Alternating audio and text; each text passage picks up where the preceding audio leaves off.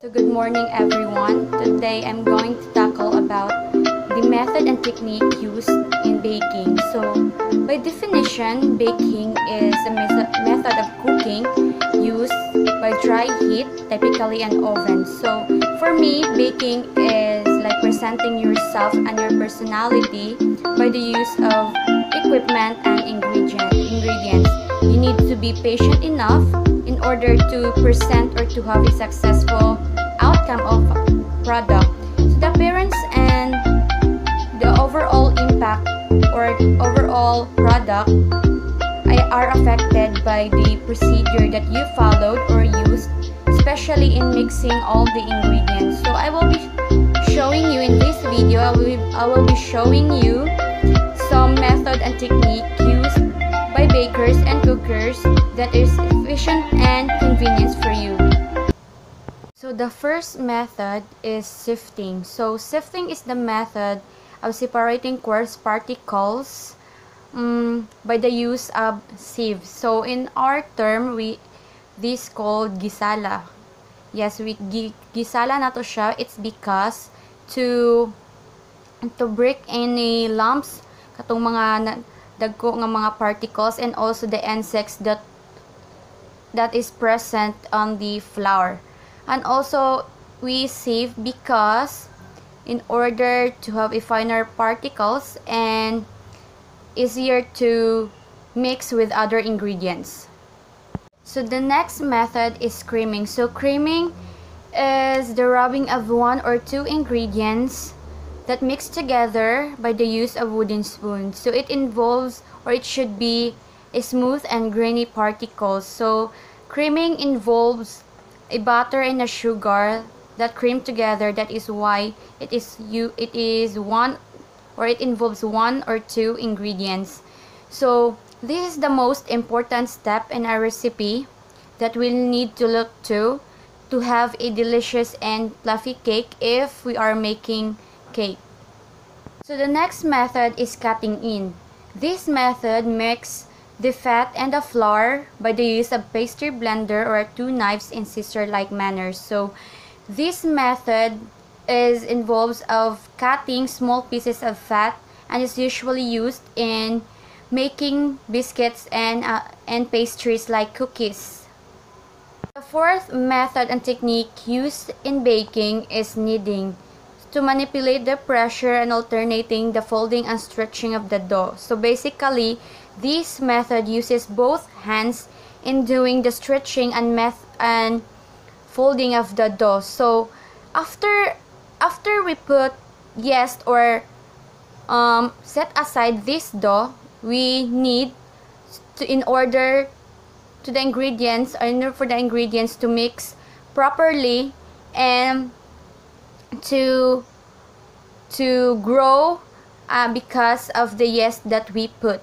Next method used in baking is stirring. This stirring method is often done by rotating the wooden spoon throughout the mixture. So this method is commonly used at home, especially when we are cooking. So there are methods or technique used in baking that we also use in cooking, like this stirring method. So we do stirring to mix all the ingredients properly. So the next is the folding method. So folding method is the working of two ingredients very gently to retain the air in the mix. So folding can be done with beating egg whites or egg whites, and is usually used by hands, electric mixer, or a wire whisk. Next step is beating. So beating method is to incorporate air in the mixture by the use of mechanical agitation. So we use beating in the cooking, especially beating eggs, by the use of fork if we don't have wire whisk or a egg beater. So this is commonly used at home because not all of us have this proper tools or equipment, that's why we substitute another one. So this is also okay if we don't have this equipment like electric mixer. So beating is very common to us, and we always observe this at home. The next step or the next method and technique used in baking is whipping. So whipping is the method used to beat eggs and cream to fill them air and make them thick and fluffy. So this method is commonly used when we are making what do you call that, the icing of the cake. So before, when I was in high school, so we tried to make cake, and we used whipping method in doing the icing. So it should be very careful, because the icing will is the appearance of the cake, so it affect the overall presentation, and if it is not well mixed or whipped, the cake will be collapsed, or the icing will be collapsed. So it should be very gently and very careful in whipping this egg or this cream in to mix together. Last method or technique used in baking is scalding. This method is heating below boiling point by the use of boiler. This used commonly in making or heating the milk used in making pastries or other delicacies. So the method and techniques that I show you are some of the method and techniques that is commonly used in baking. So I think there are lots of method and technique used, but these are the most commonly used in baking.